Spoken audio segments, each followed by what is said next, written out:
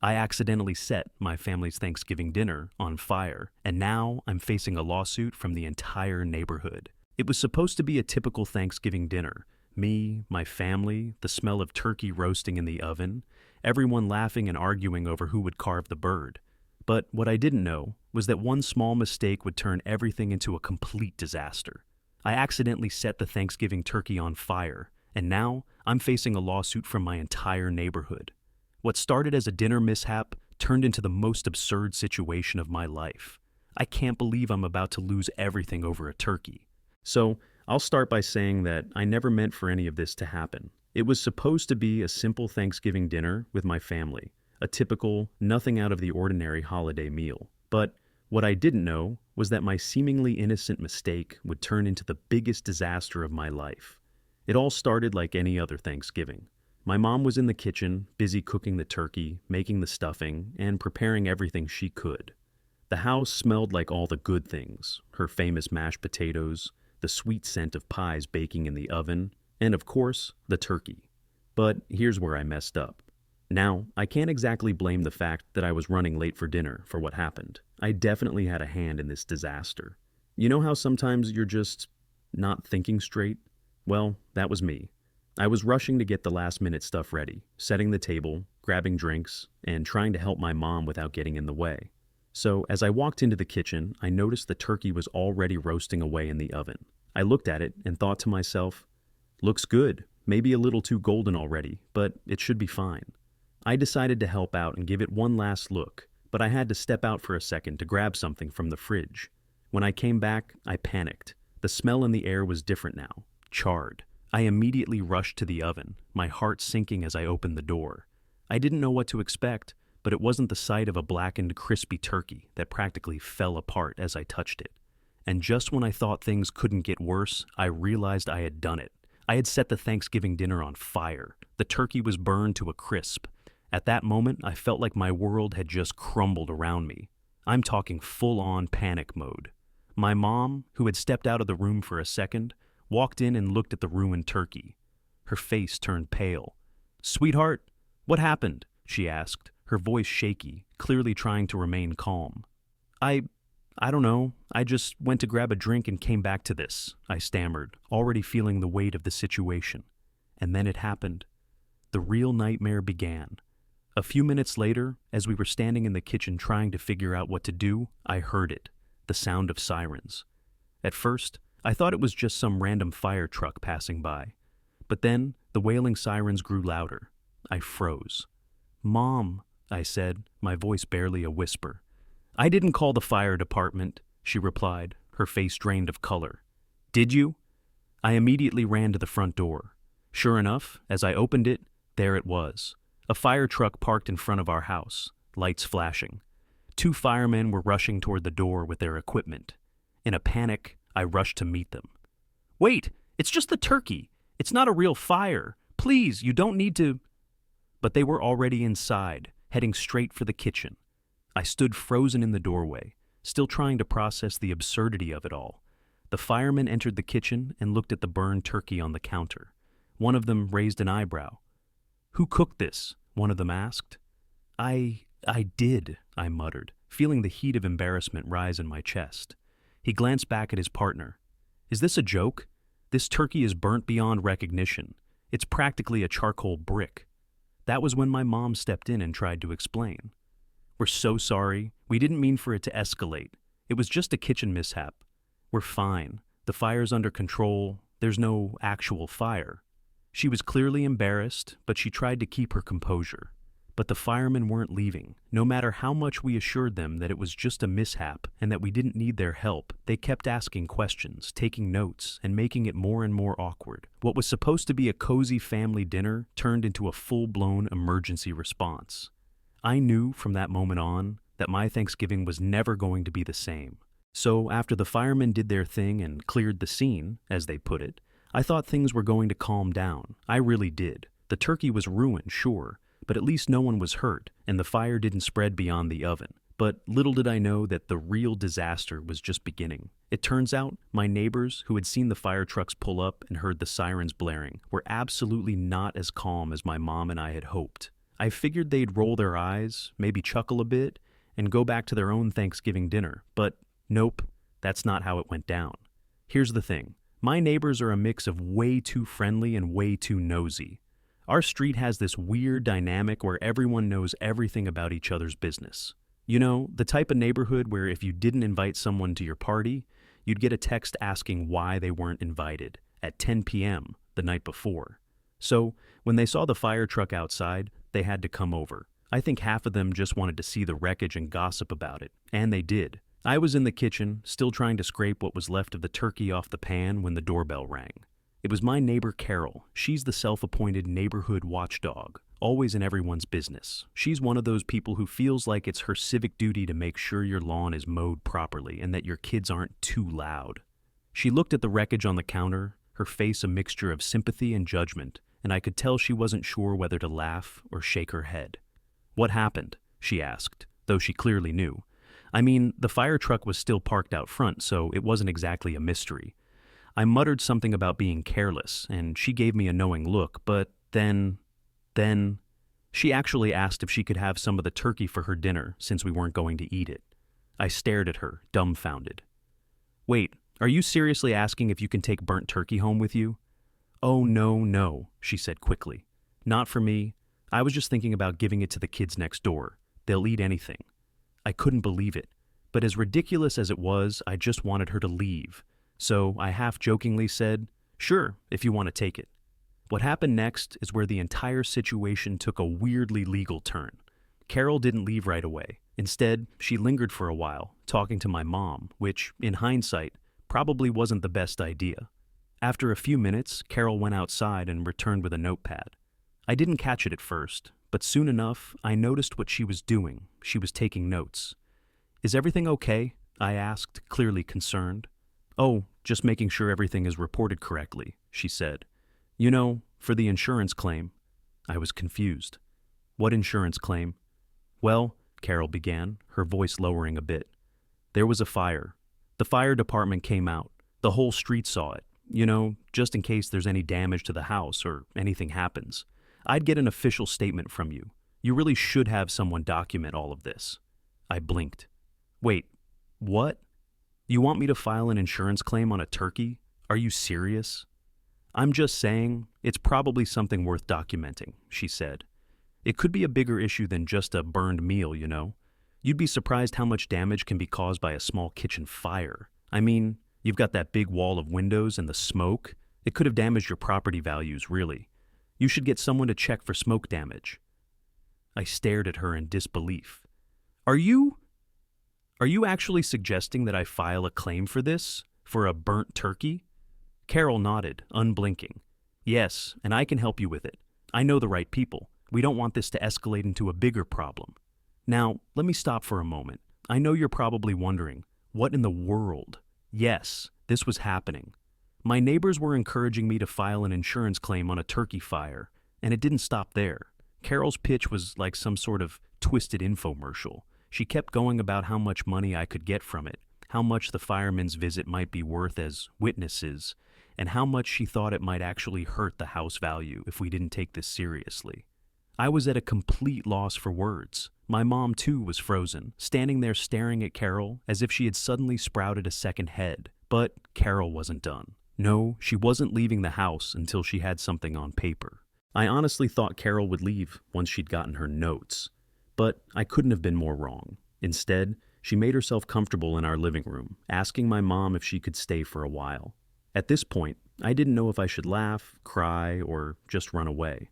My entire Thanksgiving dinner had turned into some twisted legal case, and there wasn't even a real fire. The turkey was burnt, and I felt like I was stuck in some absurd sitcom. The more Carol stayed, the more bizarre the situation became.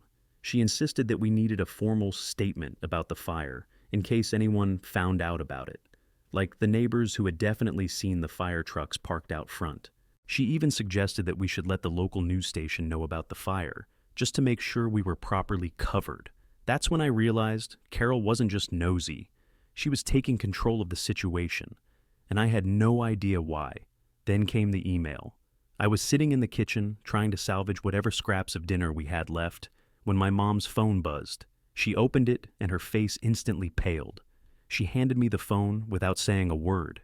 It was from Carol's lawyer. I kid you not. Carol had gone behind our backs and hired a lawyer to help smooth over the details of the accidental fire. According to the email, Carol had already consulted the insurance company about filing a claim for the fire. She was also suggesting that we needed to be prepared for a potential lawsuit from the other neighbors for property damage caused by fire hazards. Apparently, this was the official process now.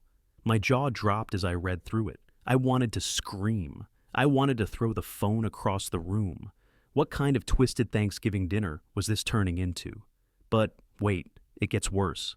Later that evening, after Carol had left, thankfully, my mom and I were sitting quietly in the living room, trying to process everything. We hadn't even had time to mourn our ruined Thanksgiving dinner yet, and now we were dealing with a legal nightmare. My mind was spinning, and my stomach was in knots. That's when we got another knock on the door.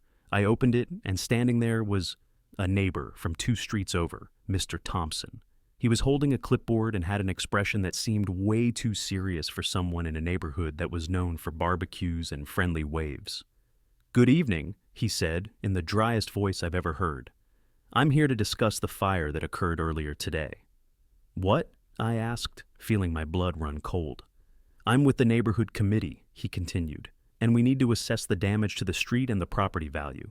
We've had complaints from the neighborhood about smoke damage, and since your turkey was the cause of the fire, we need to address this formally."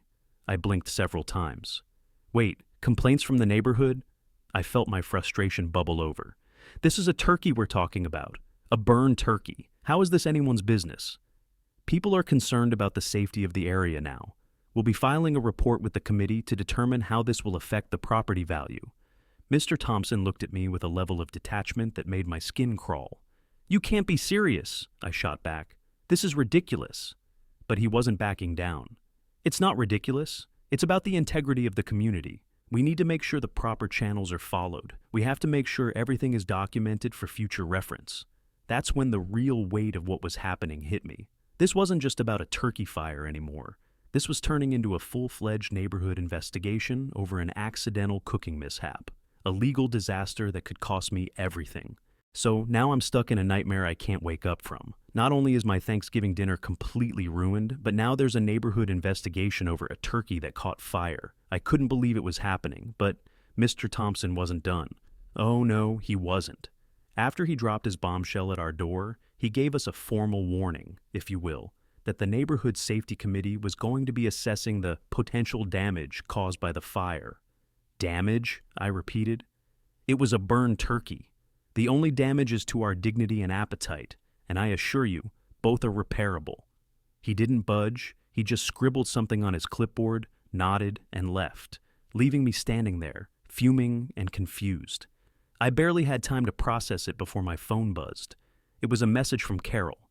I opened it, and immediately I saw that she'd copied me on yet another email, this one even more formal than the last. It was from her lawyer again. This time, she was suggesting that I should prepare for potential civil litigation regarding the property damage caused by the accidental fire. Apparently, my entire neighborhood was involved now, and Carol had already contacted half of them to talk about how the fire might have negatively impacted their living experience during the holiday. What kind of world had I stumbled into? I felt like my life was spiraling into some bizarre legal sitcom. Every time I thought I could breathe, something else came up. I thought that maybe we could just ignore Carol and let it all blow over, but that wasn't happening. The next morning, my mom got a call from the local news station. Yes, the news. They had heard about the infamous turkey fire incident, and they wanted to interview us. Apparently, the turkey fire had become something of a local sensation. You would think that this would be the moment I broke and laughed at the absurdity of it all, but no. I was starting to realize that this wasn't just a dumb mistake anymore. This was escalating into something completely out of my control. At that point, I realized I had 2 choices. Call Carol and her lawyer's bluff. I could refuse to cooperate, ignore the ridiculous claims, and let the neighbors file their ridiculous complaints about my dinner. Give in to the madness, go along with it, maybe file an insurance claim like Carol was suggesting, and just let this insanity run its course. But the problem was, it didn't stop there. "Sarah, darling, Have you thought about how much this could really cost you? Carol asked when I picked up the phone. I was not in the mood for her brand of help, but I had to answer. Carol, what the hell is going on? I demanded, pacing back and forth in the living room. This is insane. A burned turkey is not news. It's not a lawsuit. It's a mistake. Oh, sweetie, you just don't understand, Carol said in that overly cheery tone that grated on my nerves. This is a golden opportunity for you. Think about it. Your insurance claim, the potential media coverage, your whole Thanksgiving fire disaster could lead to a new chapter for you. A new chapter? I repeated, incredulous. Are you trying to make this whole thing worse? Of course not, she responded. I'm just saying, there's money to be made here. And think of the publicity. You could turn this into a business venture. A business venture? I almost choked on the words. You think I can turn burning my turkey into a business venture? You're out of your mind. I'm not saying you can't, she said, unbothered. I'm saying you need to think bigger. We could have a whole line of Thanksgiving-themed kitchen accessories, the Turkey Fire collection. You're practically sitting on a gold mine, honey. I couldn't believe my ears. Was she seriously suggesting I capitalize on my Thanksgiving disaster and sell kitchenware? I couldn't believe what I was hearing. A business venture out of a turkey fire? It was as if Carol had lost touch with reality entirely. I didn't know whether to laugh or cry, but she wasn't done yet. You know, we could even start a YouTube channel, she continued, oblivious to my frustration. You could have a whole series, Thanksgiving disasters and how to fix them. Think of the possibilities. People love watching cooking fails, and your turkey fire could go viral. I rubbed my temples, trying to process her words. Carol, please, this is ridiculous. I didn't burn the turkey on purpose. It's not a cooking failure, it's a disaster. People are not going to want to watch a series about how I ruined Thanksgiving. But Carol was relentless. Think about it, Sarah. This could be huge. A whole line of merchandise, branded cooking gear, videos, blog posts. We could even do a collab with some influencers. You could get your own cooking show. I looked at my phone screen in disbelief. You're seriously suggesting I turn this mess into a brand? A cooking show about burning food? My neighbors are threatening to sue me. Exactly. That's why it's such a big deal. You have the story now. It's an underdog narrative. People love that. You'll get sympathy, you'll get views, and, more importantly, you'll make money. Trust me, you've got an opportunity here. I wanted to hang up right then and there, but I was too stunned. I had gone from accidentally burning a turkey to having my life upended by an entire neighborhood. And now, somehow, Carol was pitching me a business plan based on my mistake. Okay, I need to think, I said, trying to maintain some semblance of sanity. I'm not jumping into anything like this. I need a break. Of course, Carol said, almost too sweetly. Just let me know when you're ready to take this to the next level, Sarah. You'll thank me later. I hung up the phone and stared at it, shaking my head. How did everything go from a simple holiday meal to a media circus and now a business empire based on one burned turkey? The absurdity of it all was overwhelming, but as much as I wanted to ignore Carol and move on, I couldn't. Her idea of turning this disaster into a public relations opportunity had already gotten under my skin. Maybe it was the pressure from the ongoing neighborhood drama, or maybe it was the media starting to really blow things out of proportion. But part of me wondered if she might be onto something. And that was the moment I realized I had two choices. I could either sit back and let Carol continue orchestrating my life, or I could take control and turn this into my own redemption story. The fire was already out of control, but maybe I could be the one to steer it in the right direction. The following day, I couldn't avoid the media. The local news had done their segment on the Thanksgiving turkey fire disaster, and it was everywhere. I opened my social media, and to my horror, there were countless memes already circulating about my turkey disaster. I was now an internet sensation, but for all the wrong reasons. Somehow, Carol had gotten her hands on the footage and turned it into a YouTube video titled, "How to Make the Ultimate Thanksgiving Fail." I swear I could hear her voice echoing in my head. This is how you capitalize on failure. The video had already gone viral, with thousands of views and comments like, "I would have eaten the crispy turkey anyway. Who needs stuffing?" Or, "The real question is, why was there no fire extinguisher in sight?" The comments kept coming in, some supportive, others mocking, but the one thing that was undeniable was that people were interested. In fact, they were loving the chaos. As much as I hated the idea, I couldn't ignore the fact that Carol was right about one thing. This whole disaster was getting attention. And attention meant people were listening. That's when I realized I could either fight it or embrace it. I had spent hours mulling over it, trying to figure out what the next move should be. And then, like a bolt of lightning, it hit me. Maybe this could be the turning point I needed. Maybe I could take control of the narrative, turn this whole ridiculous fiasco into something positive. But first, I needed a plan. I woke up the next morning with a new perspective. I wasn't going to let Carol dictate my life, and I wasn't going to let this turkey fire ruin everything.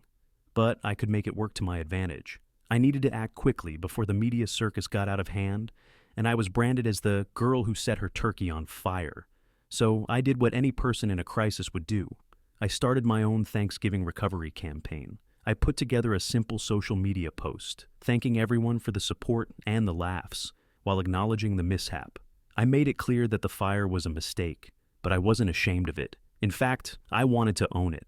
I threw in a joke about how next year's turkey was going to be extra crispy in a new roast-style recipe. I didn't stop there. I called a few of my friends who worked in media and asked for their advice.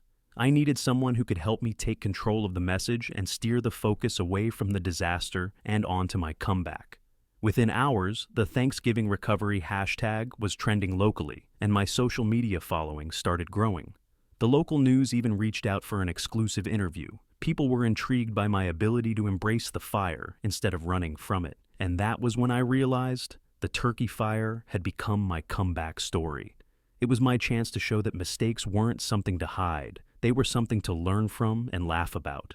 Just when I thought things couldn't get any crazier, the news coverage exploded. My Thanksgiving recovery campaign had taken off like wildfire, pun totally intended. People were talking about it everywhere. News outlets, social media influencers, local blogs, you name it. I had become the face of the "it's okay to mess up" movement. If only I had known how many people actually enjoyed a good kitchen disaster. But while the internet loved it, reality hit me like a ton of bricks. Sure, I had thousands of new followers, and the media was calling me a modern-day hero for taking a kitchen disaster in stride, but I was still tangled up in legal messes, and the neighborhood committee wasn't going away. It wasn't until my phone rang the next day that I realized just how deep the rabbit hole was. It was Carol. Again. "Sarah, darling, I have some big news," she said in that voice of hers, like she was trying to sell me something. "Carol, I'm not sure I can handle any more big news right now," I said, rubbing my temples. "Oh, you'll love this," she continued, unfazed by my exhaustion. "I've been in touch with property damage insurers who think you could get compensated for the fire damage. You might be able to get money for that burnt turkey." I was speechless. Money? For burning a turkey? "Exactly," Carol chirped. "But wait, there's more. We could start a whole line of cooking fails merchandise. The Sarah Turkey Fire Collection, aprons, oven mitts, cookware. It'll be amazing, trust me." I couldn't believe what I was hearing. Carol was still going full steam ahead with this.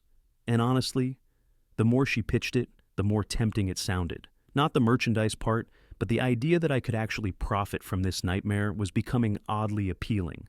But before I could even respond, there was a knock at the door. I opened it to find Mr. Thompson again, clipboard in hand. And, of course, Carol had already tipped him off about my new business venture. "Sarah, we need to talk," Mr. Thompson said in his usual dry voice. "There's been a formal complaint from your neighbors regarding the property damage your Thanksgiving fire caused to the community." He raised his eyebrow, like I was the one who'd done something wrong. "Property damage?" I said incredulously. "It was a turkey. There's no damage." "Well, it's been noted that the fire did affect the neighborhood air quality, the visual aesthetics of the street, and there's been concern over whether future Thanksgiving meals will be safe in the neighborhood." He read straight off his clipboard like it was a script. I couldn't even look at him without bursting out laughing, but I tried to keep it together. "Wait a second, so now I'm being sued for air quality concerns because I cooked a turkey?" "Well, it's a serious matter," Mr. Thompson said, his tone implying that he was more serious about this than any actual crime happening in the area. "It's a matter of public safety. We're concerned about the impact this fire could have on property values." By now, I was losing it. The absurdity of the situation reached an all-time high. "I don't know what to tell you, Mr. Thompson, but it's just a turkey. The house didn't even burn down. There was no real fire damage. "We'll see," he said ominously. "We'll be filing a complaint with the city. You'll hear from us soon." So here I was, one day a viral sensation, the next potentially facing a lawsuit over some charred meat. I couldn't believe how out of hand this had gotten. It had all come to this.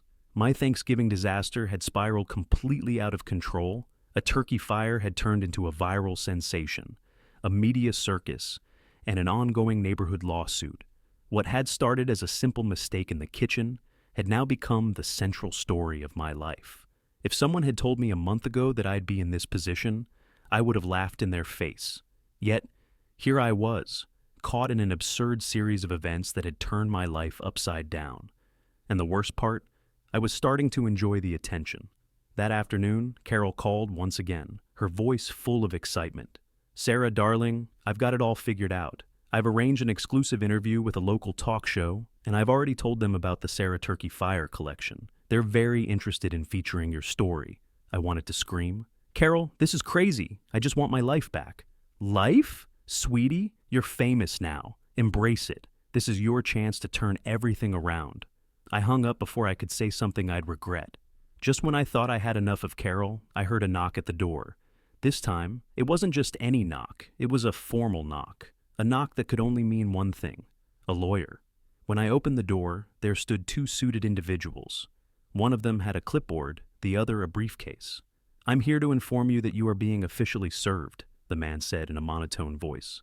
I stared at him. Served? For what? He handed me a thick envelope, sealed with some sort of legal insignia.